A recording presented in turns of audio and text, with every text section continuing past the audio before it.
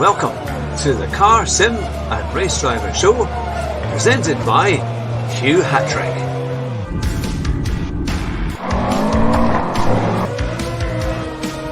Here at Bathurst in the Forest, my very special guest, Beta Golly, Rascal, Rabbit, Josh Martin. It's great to have you back on the show.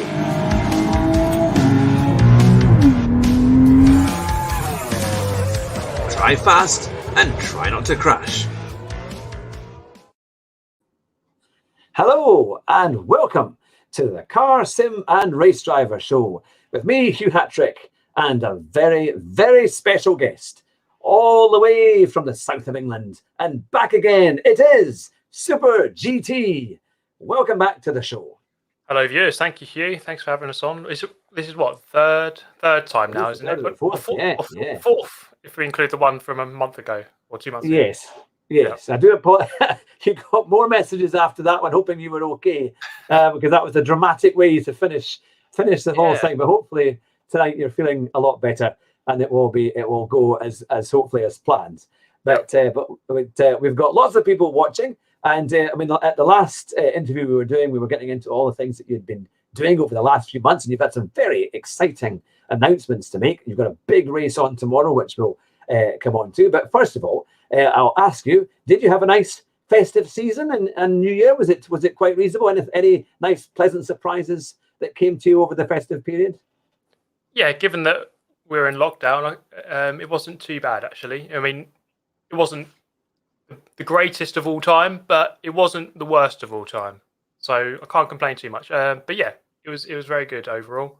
How was yours, Hugh? Yeah, it was lots of fun actually. Yeah, it was good fun. Cooking the turkey and trying not to make everyone give anyone food poisoning when I was trying to do all that. But no, we had a really nice time, and we were going to go to the Lapland light event at Silverstone, but unfortunately that was all cancelled due to COVID. But no, it was great fun, and we've enjoyed the snow. I don't know if you've had any snow down your way in the last wee while, but I had my little car racing around the snow. I thought whenever I see it kind of white out, I thought great, jump in the car and head out to the nearest car park. I was going to say your M2 would be a phenomenal car in the snow, I'd imagine. Oh, I've made a rule that I will not drive it in the snow. I think it's too dangerous. I just don't think that car I don't think 400 horsepower with rear-wheel drive is the best sort of setup snow before I get wrapped around a tree. I don't think it's a good idea. So I would just go to IKEA. Luckily for me down here, I suppose it hasn't snowed, so I've been able to try. I think you'll be tempted when it snows. Just go to IKEA, a nice big white space, open space. Yeah, and lots of polystyrene around the post, so you should be all right.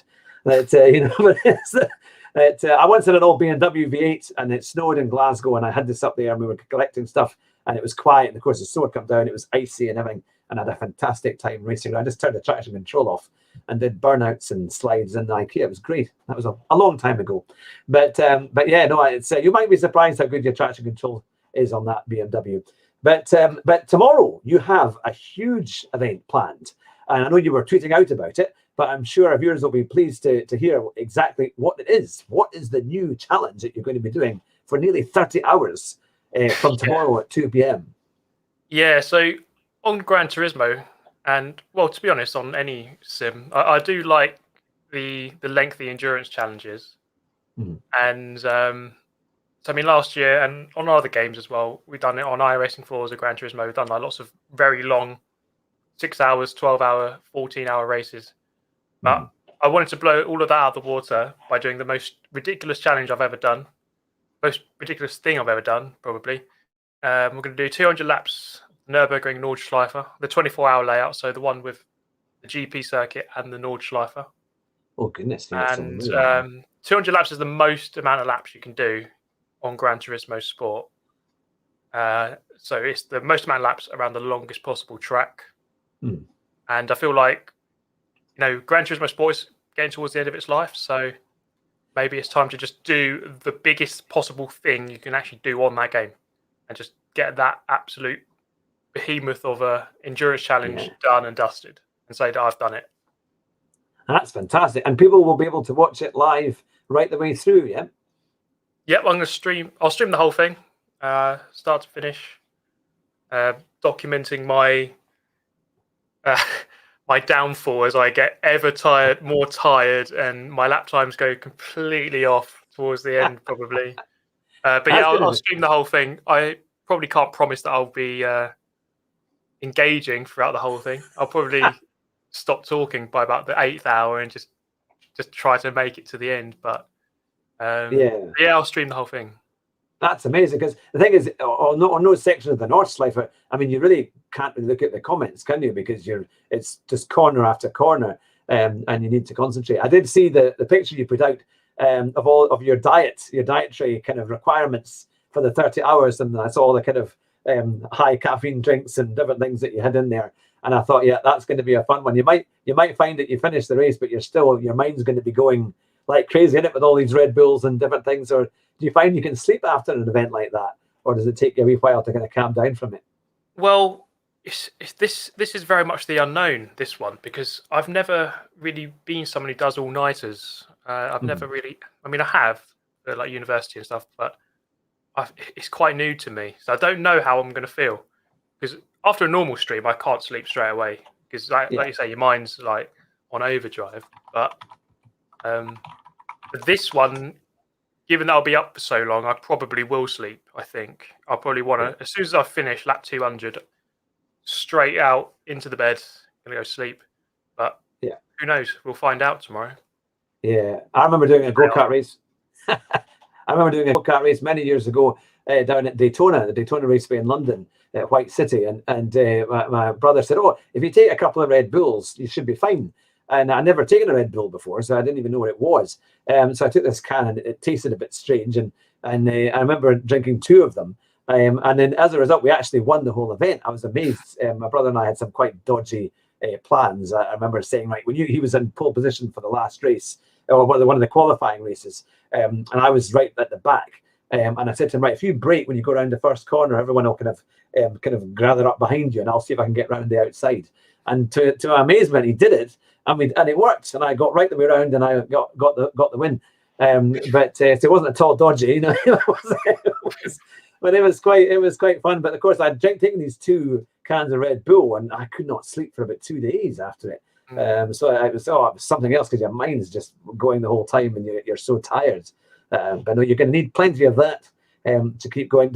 Is it possibly a charity event? Did you say you're potentially raising money for charity tomorrow, or is it just a normal stream? No, I thought, because this is the longest possible thing and it's going to be really difficult, I thought I'd do it for charity. I think it makes sense to do it for charity. So I'm raising money for the Philippine School Project, which helps build and fund and equip schools in the Philippines. Well, that sounds a very good case indeed, because they've had lots of problems, haven't they, with earthquakes and all sorts. So to help rebuild schools is definitely a good thing, and a good positive way to start the year. That's fantastic. So that will be starting at 2:00 tomorrow, and then going right the way through for pretty much over a day by the time it's all done. So how are you going to take breaks? How will that work then? Because obviously people might be watching. Or what's your strategy for taking breaks and things? I think, at least to begin with, it'll be little and often. I think perhaps every hour, just pause it, go into the pit lane or whatever, and just stop for, let's say, 2-3 minutes. And then just, get out of the rig. I think the main thing is to get out of the rig, walk about a little bit, eat, drink, lots of water. I think water is probably the main thing. So as much Red Bull as I have, I think actually drinking water is probably actually the best thing I can do. Drink lots of water. Just taking lots of regular breaks, I think. I mean, I've never done this before, but I did ask everyone on Instagram, what's your best all-nighter tips and tricks? A lot of them I think I'll ignore. But people just like drink 1,000 Red Bulls or drink 1,000 coffees. And I don't actually know. I think that you'd feel good for a while, and then you'd have a massive crash. Your body would crash after. So I need to preserve myself. I think water and just taking lots of regular breaks. I think down the very long back straight at the Nürburgring, that'll be time to look away from the screen and just maybe look out the window, rest my eyes a little bit, turn the brightness down on the monitor, Yeah. I've got glasses as well. I'll probably put those on at some point to ease the glare. Yeah. Just loads of little things like that. Hopefully will all help out over the whole thing. Yeah. Well, that sounds fantastic. I know people might be wondering, it's that you're playing against AI or rather than a lobby, but you came up with a very good reason for playing against the AI, because if it was a lobby race, people could come in and then they could go on to they freeze it, don't they? They just go on to the kind of what do they call it,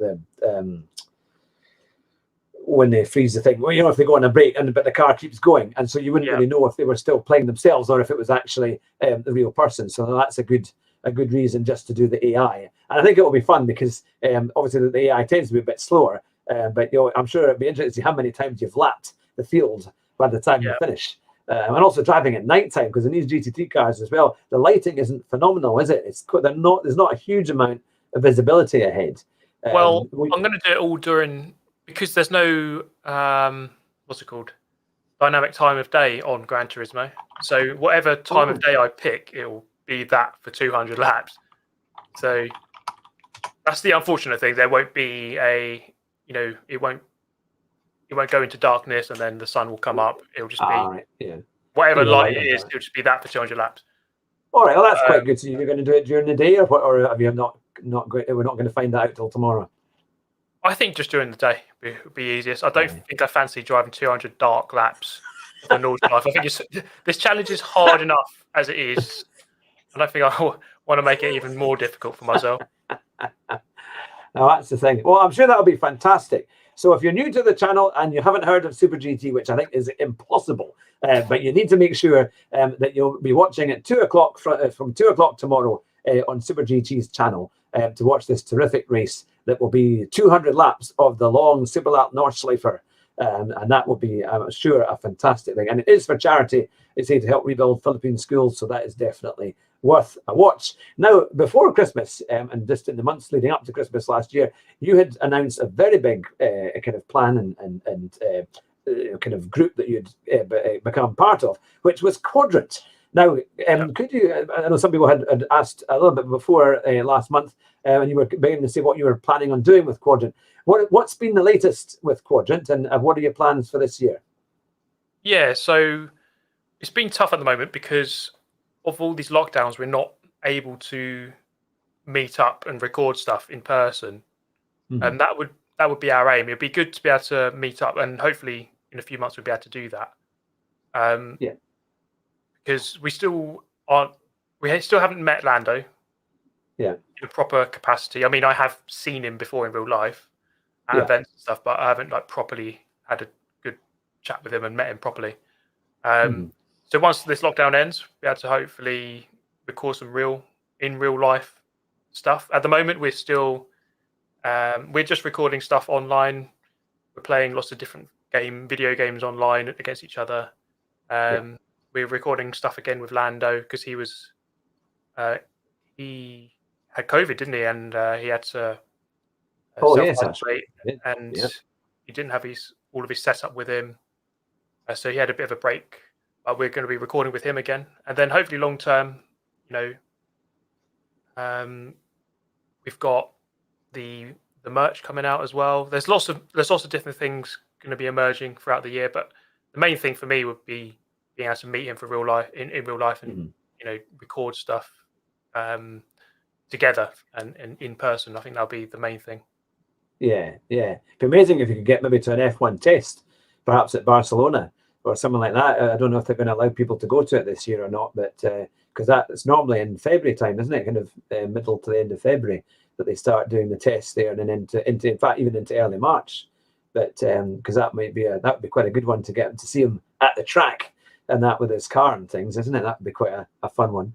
But so what was it that kind of inspired you to kind of get involved with Quadrant? Because it's a big step to what you're doing before as having your channel and obviously being very well recognized for that. Did you just feel this was the thing you needed to do to break through into the next level?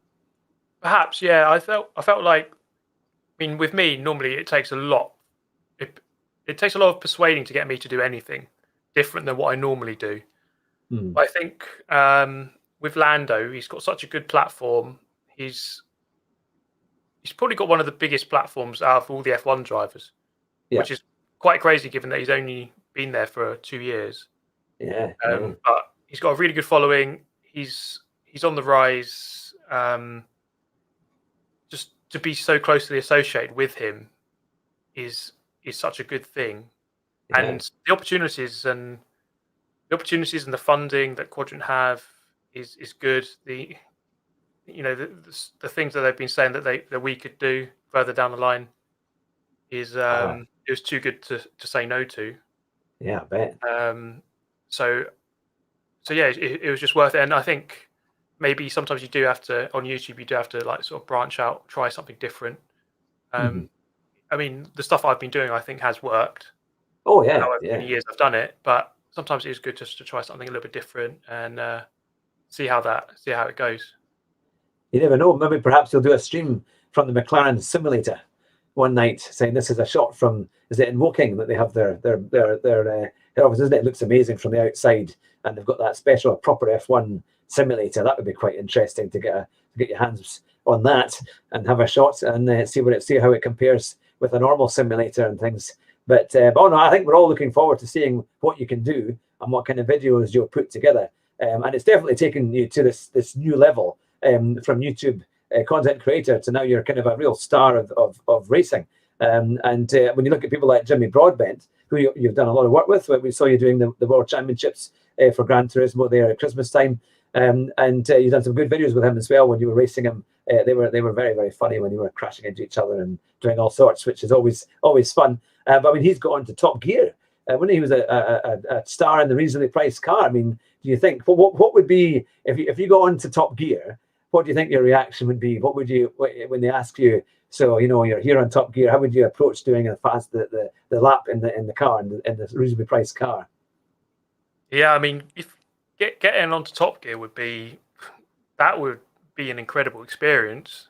That would be. I mean, I think any YouTuber sort of really getting onto mainstream media, like getting onto a big TV program like that, is a very good achievement to get on that, and that would really mean a lot. I would really love to try the lap and see how I fare on a fair. It's a fair test, isn't it? Everyone's got the same car around the same track, so it'd be really good to see how you compare to other people under the same conditions. So I'd love that. I mean, hopefully one day I'll be able to get on it. Who knows? I'm sure if you get on it, we'll all be desperately trying to get in the shed as well, so we can watch and see what happens. But no, that would be the thing. I mean, I suppose now obviously it's a new group. It's no longer Clarkson. That's all long gone. I think obviously you've got people like Chris Harris who are fantastic racing drivers. And he's a good interviewer as well. Who would you like to be interviewed by? Would you have preferred Chris Harris or Jeremy Clarkson? Who would have been your favourite? Well, it's a hard one because I really like Chris Harris. I think he's a really good car reviewer, really good personality. He's a really good racing driver. He's got an M2 as well, which makes him a doubly good person. I think it would have been great to go on the classic Top Gear with Jeremy Clarkson. I think that would have been amazing.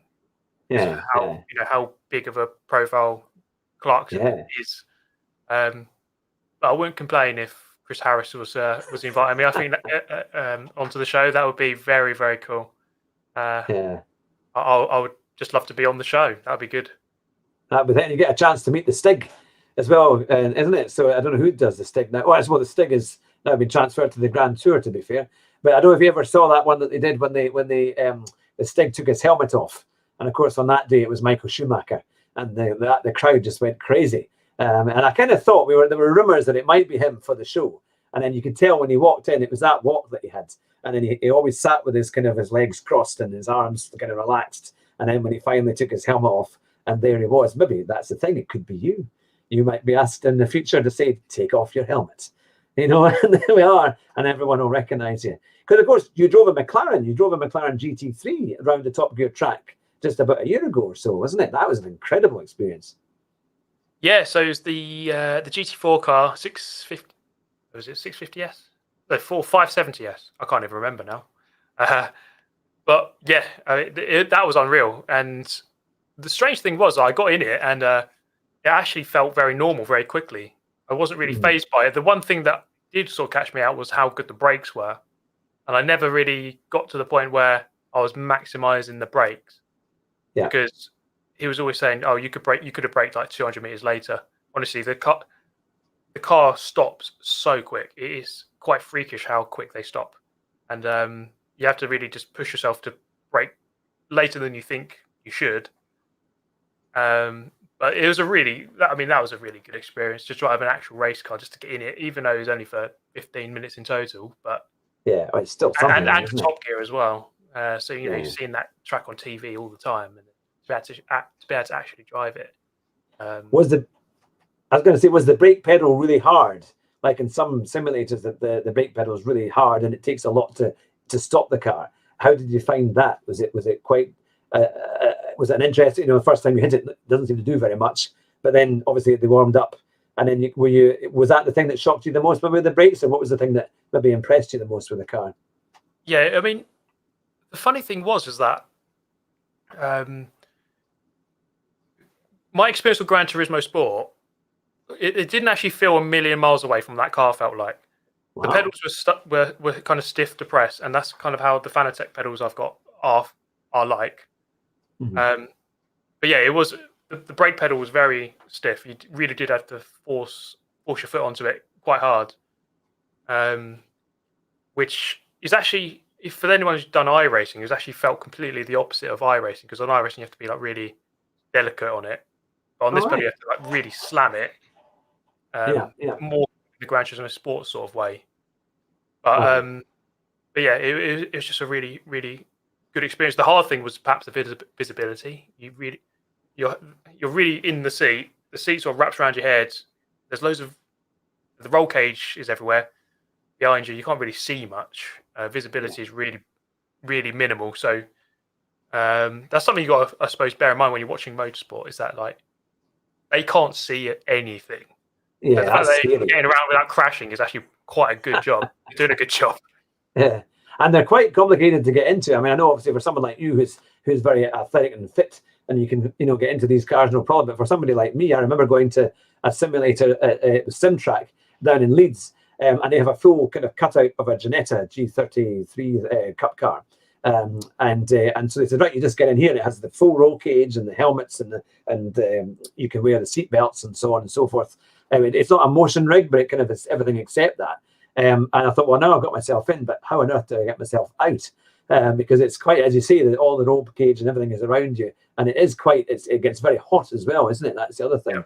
That you can feel it all. But what an incredible experience that was. Now, going on to a question about karting, because I was thinking, what are the questions that maybe haven't been asked before? Would you encourage sim racers and sim fans to do go-karting? Yeah, I think you should. Yeah, I mean, why not? I think if you've got a passion for racing, I think a lot of the time, the thing that you have is a passion for racing. Mm-hmm. You want to race other people, see who's the quickest. And that's the same in sim racing. It's the same in karting. It's the same in real motorsport. The fact that you like racing. So if there's that crossover, then yeah, why not? You should try out real karting. I think if you've got the knowledge of racing from sim racing, you love racing, you understand racing, you understand working with other people, pressuring other people, not feeling pressure. If you understand all those things, you'll probably have talent in karting as well. So there's no reason why someone who is a gamer couldn't go on to become a good kart racer. And even if you don't, even if you're not good, it's fun. So you might as well do it. Yeah. No, that's really good. So, because in the pre-show build-up, we were talking about how you use every bit of road and more and curbs. And most of the time, if we go to a go-kart circuit, an outdoor circuit, they tell us stay off the curbs, don't go anywhere near them because you'll just spin off and crash. And it's true if you're kind of scared of the curbs because you think, no, I don't want to touch that, especially if it's been wet. But on your videos, you do the opposite. You go right over them, and you go even way over. I remember seeing on one of the go-kart circuits, you went over the curb and well over into a kind of concrete patch, that was quite bumpy, and you got a great acceleration out onto it. So how do you find going over these curbs? Because normally in a go-kart, very, very small ride height, isn't it? It's just on the ground, basically. Is it not terrifying as you go over it? Does it not kind of want to launch the car into midair, or how do you find going over the curbs in a go-kart? It's not too bad, actually. I think it's something you get used to. And like with the point you're saying, a lot of kart tracks, they're all businesses. They want to protect their carts, and they know that if you start launching the curbs, it's going to destroy their cart. So that's why they tell you not to. But it is quick. A lot of the time, it is quicker just to launch the curbs. Yeah. In my experience of owner driver karting, people are getting a new chassis every sort of 2 months. Wow. So just absolutely abuse the cart. You're going to get rid of it in 2 months anyway. It doesn't matter. So it's a bit different than a corporate event where they kept the cart for 5 years. Yeah, and it's been held on by gaffer tape and cable ties. So if you launch the curve, it'll fall apart. You've been to the same places as me then, if you've those kind of go-karts. But I do remember go-karting in Lanzarote once, and it was the most dangerous one I've ever had, because they seemed to kind of light the engine. It was like the petrol tank was in between your legs, and the guy came, this was back in 1993, and he basically lit the whole thing in front of you, and somehow then he started it kind of fired up. But it was a great track because it was round a volcano. So if you went off, I don't think they would find you for a while. But it was great fun, and it was quite a thing. I had a big incident that even my co-host Jonathan never forgets, because he says I took him out coming into a corner, and he's never forgiven me for that. But because I came round the next lap and he was waving at me, and he didn't speak to me for a few days afterwards, even though we were on holiday for 7 days. But no, it's the thing. How do you find, so when you do a big go-kart event like the Club 100, do you get quite a strict briefing of what you can and can't do? And how does that compare, do you think, to maybe doing a big sim race and a briefing that you would get on a sim race? Yeah, at these kind of events, they're often telling you, there's always a briefing. They tell you can't go here, don't do this, don't do that, don't do this, don't do that. If you do this, you'll get this penalty, and all this stuff. Sim racing, a lot of the time, doesn't really cover that. Some of the events I've done last year, in the first lockdown, when we were doing these big events and all the F1 drivers are in it and that kind of thing, sometimes they give you a little bit of a briefing. Yeah. But a lot of the time they don't. A lot of it, or if they do, a lot of it's just related to what, don't disconnect, don't do this. It's not related to the racing; it's related to the technology. It's a bit different. But yeah, my experience, there's not really much sort of briefings in online. But I suppose depends what sort of level you're doing at. I suppose if you're doing proper world-class level esports, then I'm sure they get told what to do, and don't do a rage quit or that kind of thing. Don't make the broadcast look bad by rage quitting and chucking your controller at another player. I don't really know. That's the thing. How have you found, because you were at a lot of big events that had these, spectacular, it was really like a show, wasn't it? Because you had, you go into a big hall and there's maybe 20 or 30 sim rigs and people ready and racing. How did you find the atmosphere in that? Was it almost like doing a big kind of go-kart event, or even bigger, because obviously the people there are all kind of in the top of their field, and it's televised and so on, or it's on streams and things. How did you find the build-up and the atmosphere to doing such a race? Yeah, there's definitely a lot of atmosphere. The first big event I did where I competed was at Le Mans, during the actual Le Mans 24-hour. Oh, wow. It was on Forza. They hired out this massive hall. It was only about 200 meters away from the first corner, wow. So you could hear the cars going around while you're playing. Yeah. But there was a lot of atmosphere in there, and you've got all this lighting, all this big rig, all these cameras on those massive stalks, and you're trying to play, and this massive camera is just looping around in front of your screen.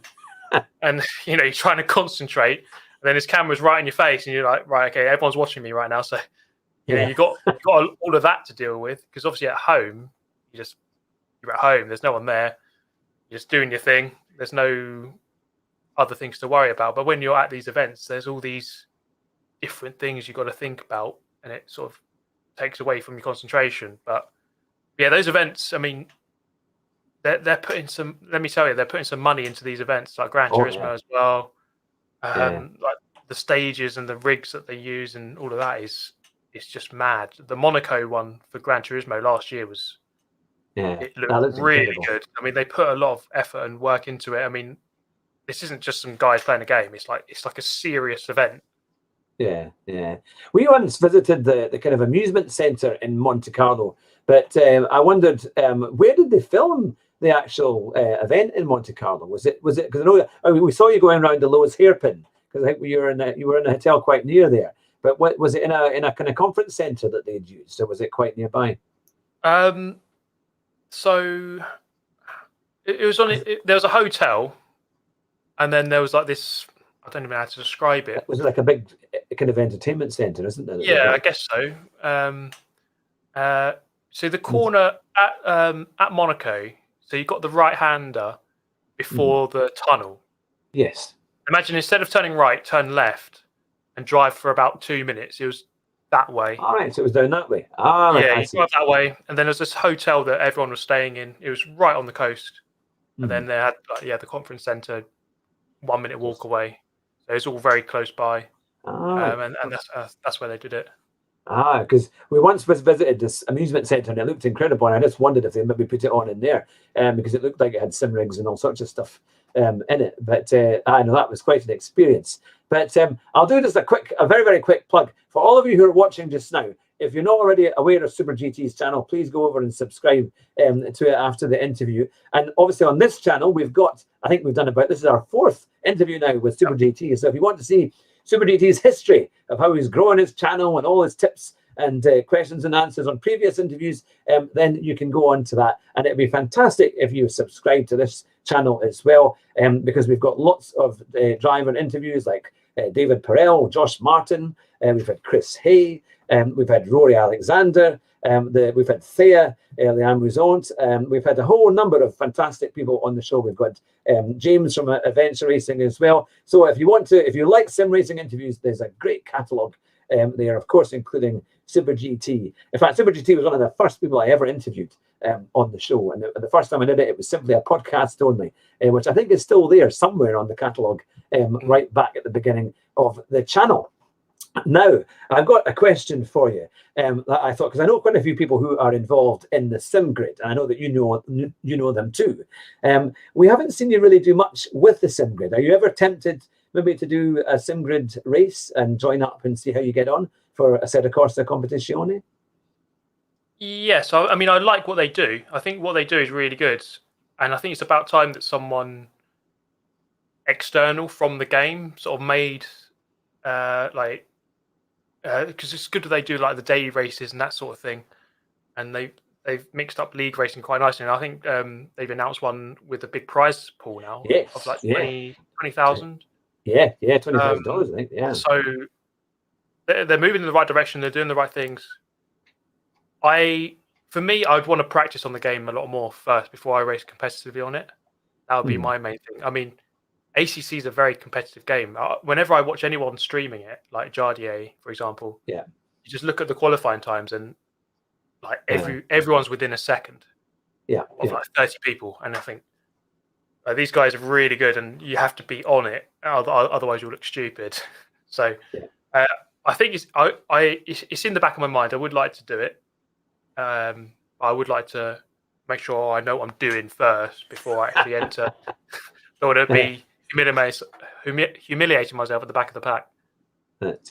I think you would make people rather starstruck, I think, when they realise who was driving alongside them in a lobby. But it's great. I mean, it is very, very competitive. I've done 1 or 2 streams with ACC. One that took me an hour to try and set up a Porsche 911, which I'm sure was absolutely enthralling for the people watching. As I watched my counters go from about 17 down to 2 at the end of it, but we were watching. But at least at the end of the day, I can manage to go around a lap at Silverstone without pirouetting at every corner in the 911 because it was quite dodgy to try and get around the corner. But no, I think it would be amazing to see you do that kind of sim grid style race because it is very competitive and they're always looking for drivers to come on board. And I think it's great what David Perel and Josh Martin and the group there have been able to achieve with that. So you never know. Maybe we'll see you in a race. And in terms of set of course of competition, is it a game that you quite like? Are you a bit of a fan of that?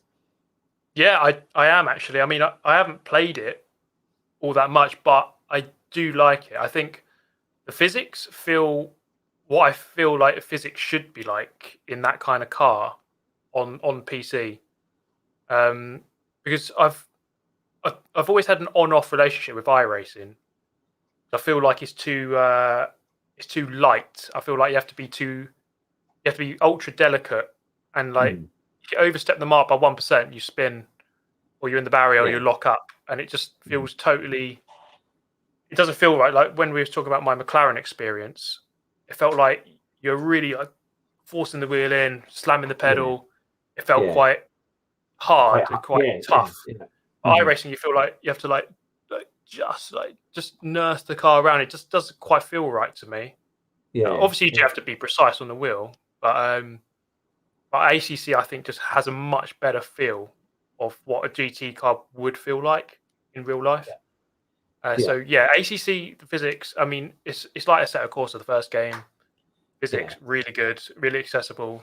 You can jump on and just sort of get to grips with it really easily, and that's the same with ACC. Yeah. No, I think a lot of people as well. They love the noise because the engine noise in ACC is brilliant, and it's and the cars that you get as well. Certainly, and also in Assetto Corsa. When I first played it, I thought, "God, this is much harder." You really had to concentrate all the time. If you have a lapse in concentration, you're off. And the car sometimes feels quite heavy as well, isn't it? And it's all about setup and trying to get all of that right. Which I think in terms of GT Sport, it's quite nice that you don't have to set up cars. You can just jump on and race and things like that. But no, that's the thing. That now.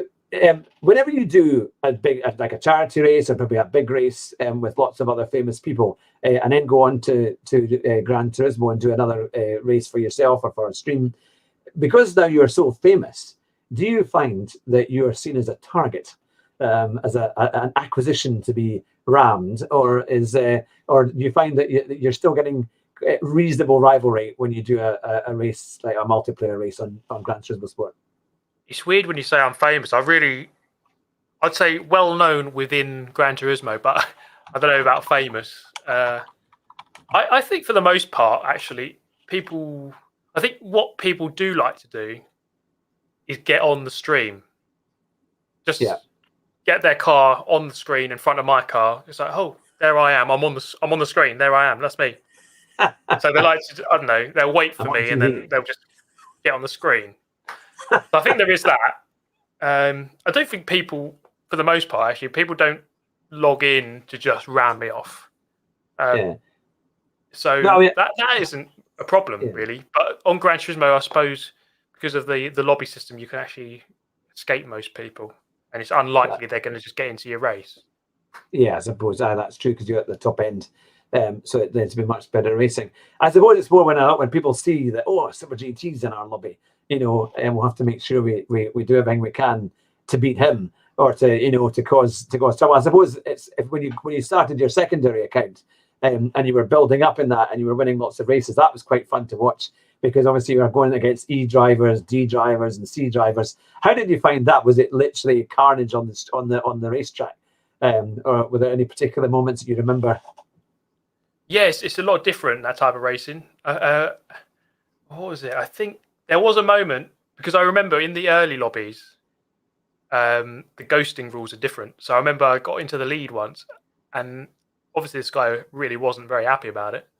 Coming to the final corner, he went flying into me, but except his car ghosted. So he went straight through me into the wall. Well, okay, thanks very much for that attempt. Unlucky. I'm going to take this race victory. So that was actually pretty funny. But I think in those earlier lobbies, it's really a case of you just have to give everyone 4 or 5 times more space than you would in like an A-rated lobby, because I know their awareness isn't quite as good, or whatever, or they're taking a different line. So you just have to be a lot more careful, leave them a lot more space, and then just be a lot more safe, and you'll get out of those level lobbies quite quickly. Yeah. Now that's the thing, because everyone always asks me, when you're asking, your interviews and people like your good self, how do they go faster, or tips for FIA? That seems to be a big one as well. Because you've done a lot of FIA, many, many years worth of it, and done very well at it. It's getting more and more competitive, isn't it? I mean, it's getting harder to do well in them. You've really got to be good. What would you say are the main things that make a driver that does well in FIA stand out? I think you have to just put in the practice time beforehand. I think that's the main thing that separates a lot of people. I don't think you can just jump on and just hope that you'll do well.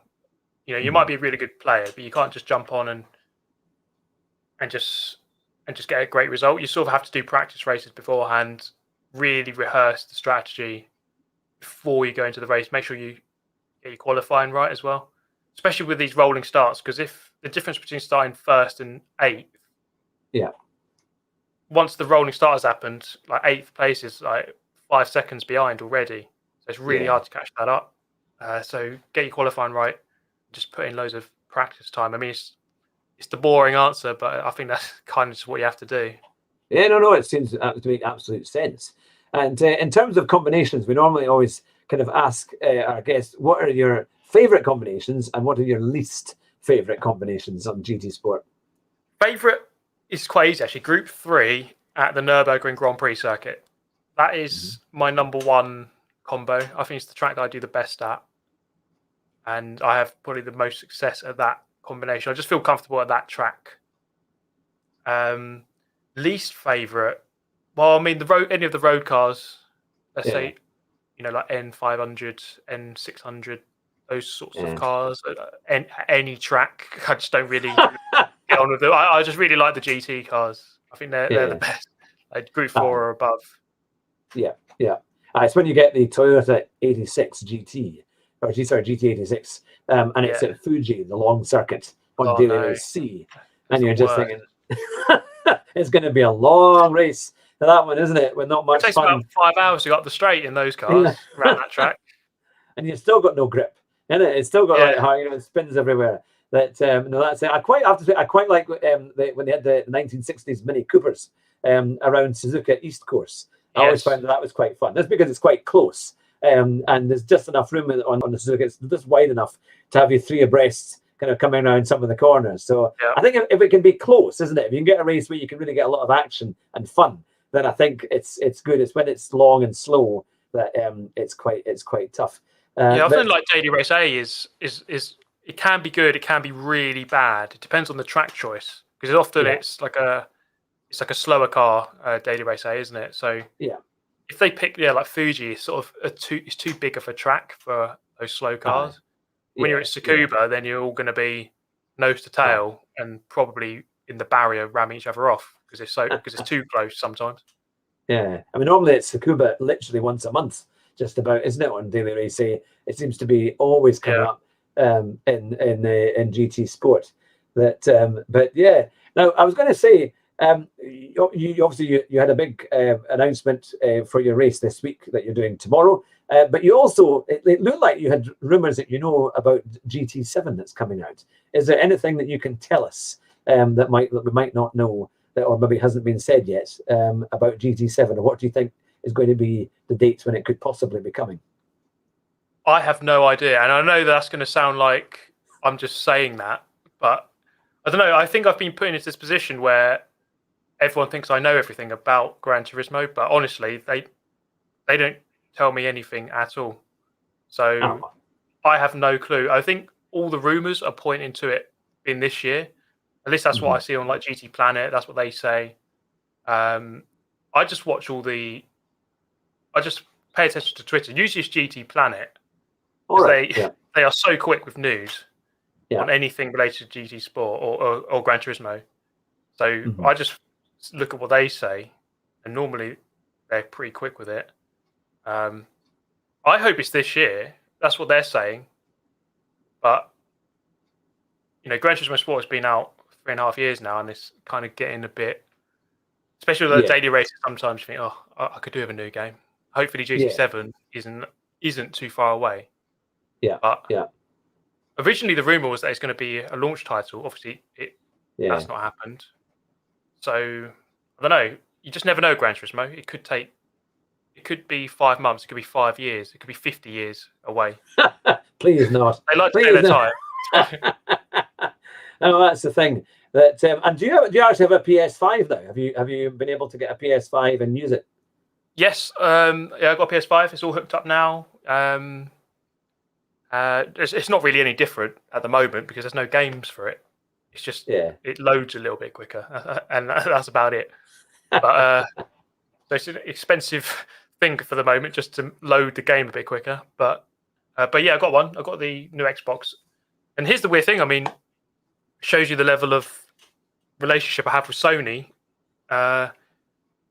They didn't send me a PS5, but Microsoft sent me the new Xbox, even though I haven't played Forza. I haven't made Forza videos in years. But they still sent me the new one. But Sony don't really. I don't think Sony really buy into the influencer YouTuber thing. They don't really care about it, to be honest. So they don't. You had to pay give you free consoles. Or maybe I'm just not good enough as a YouTuber. Who knows? I have seen, by the way, I know, and there've been lots of comments coming in, but they're all saying they want you to take a polygraph test in terms of your GT Sport knowledge because they don't believe you. I think that's quite a few. There's a way to get around polygraph tests. If you have to, whatever question you ask, I have to sort of disregard your question and just ask my own question in my own mind, and that's how you get around polygraph tests. So you ask your own question in your own mind. Forget about what you asked. Ask my own question in my own mind. Have my own answer. And convince myself of that answer, and then actually get around the polygraph. My children, I was going to say my children must do that because they never listen to a word I say. When I ask them, they must be like they must have already have turned off. That, no, that's the thing. That it's fantastic. Now, what's quite funny is we have some crazy catchphrases on our show that are usually the worst catchphrases and totally inappropriate for if you're doing motorsport. But we came across them because my co-host, who did a big racing, got his racing license at Silverstone a number of years ago, at the same time as Jan. It was Kevin Magnussen was actually doing the same test, but he was in a different group. And he was about to get his race, and the chief instructor said, now, by the way, everyone has to take this very seriously. This is the briefing, and this is what you can do and cannot do. And finally got through all of that, and they're sitting in the wee room at Silverstone, and he says, now, has anyone got any questions? And so Jonathan said, well, I know what I'm going to do now. I'm going to win the race at the first corner. So we've got that one. We've also got drive fast and try not to crash, which is a kind of take on Michael Schumacher's take. And then of course it's let's see what we can do. It seems to be the one.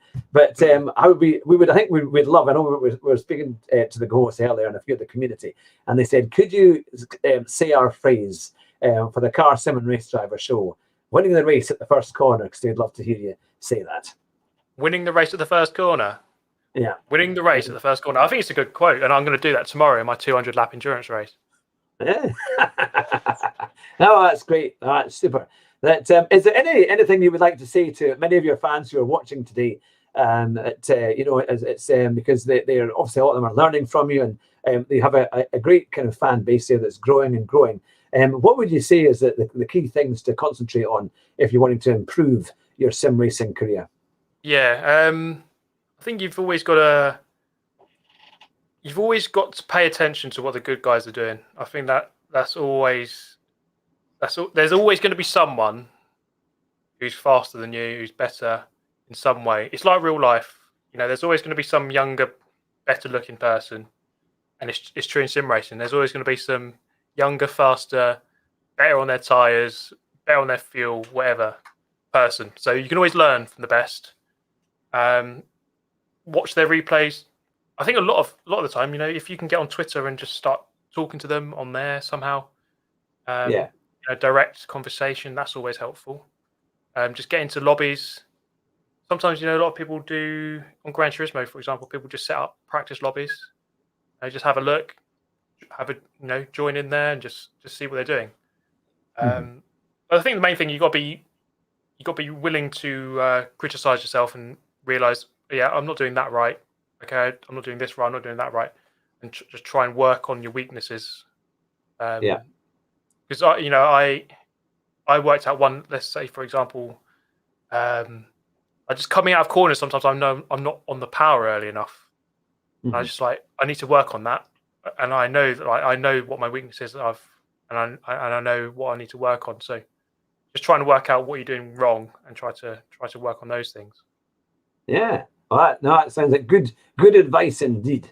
Well, hopefully, we'll get to see you in person at some kind of event. Do you think potentially there might be some kind of event, maybe at the Goodwood Festival of Speed that's taking part in July?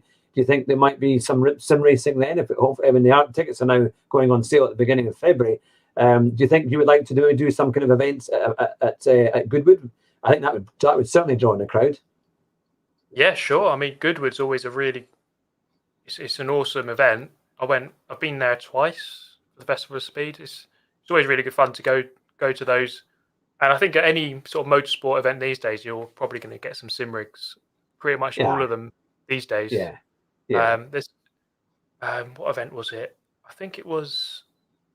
Oh, what was it? It was the World Endurance Championship at Silverstone like a couple of years ago. And the queues to get on the sim rig, people were queuing up for like an hour to get on a sim rig. Goodness. Yeah, I mean, people always want to, I think everyone in the world thinks they're the best on a sim rig. And it's great fun. And now the technology looks amazing. Yeah. Oh, absolutely. Yeah, it's getting better and better and better, more realistic. So do you think there's hope for us all yet? Those who have a G29 and a play seat challenge, do you think we can get the best out of it and do quite well? Even on a relatively low budget, do you think it's quite a level playing field on sim racing? It's not completely level, but to be honest, I'd say it's probably 80% the driver. To be honest, if you put the best player in the world on like a Logitech G29 up against someone who's top 10% of the world, the best driver is still going to win by a long way. So it doesn't matter always on what wheel they're using. The best players will always get to the top. I think with a wheel, it's more a case of it's not necessarily going to make you quicker. It's just it'll just feel a bit better. It just feels a bit more realistic. You're just getting a better experience, I'd say. Yeah. Oh, that's fantastic. Oh, that's a super thing. Now, I remember in days gone by, a number of years ago, only maybe 3 or 4 years ago, when every question you used to get was always about, why don't you use a pad? Why don't you use a wheel? And then you'd actually be using the wheel, and someone would ask you, are you using a wheel? Which was always great fun to watch. But I know there's a bit of advice for anyone who's watching just now, who normally watches Super GT's streams and videos. It always says, before you ask a question, look in the description, and you'll see the answer there for the majority of your queries, I'm sure. But I see we've been nearly going for an hour, and I know you're a very busy man, and we very much appreciate you coming on the show. So stay on the line at the moment, but we'll bring the interview to a close. But I'd love to say to all the people who've been watching tonight, make sure you subscribe to Super GT's channel if you're not already have done so. And if it's your first visit here to the Car Sim and Race Driver Show, it'd be fantastic to have you subscribe as well. We've got a huge back catalogue of interviews with lots of sim racers. But it's been phenomenal to have you on the show tonight, Steve. Thank you very, very much for coming on. And for everyone watching, thanks for all your comments. And we'll be back on Monday with, of course, Fat Man in a cheap sim with our racing. And but it's always good fun. And as Super G, as you said earlier on, will win the race at the first corner. So take care. Take care, everyone. It's fantastic to have you alongside, and we'll see you very soon. Cheers, guys.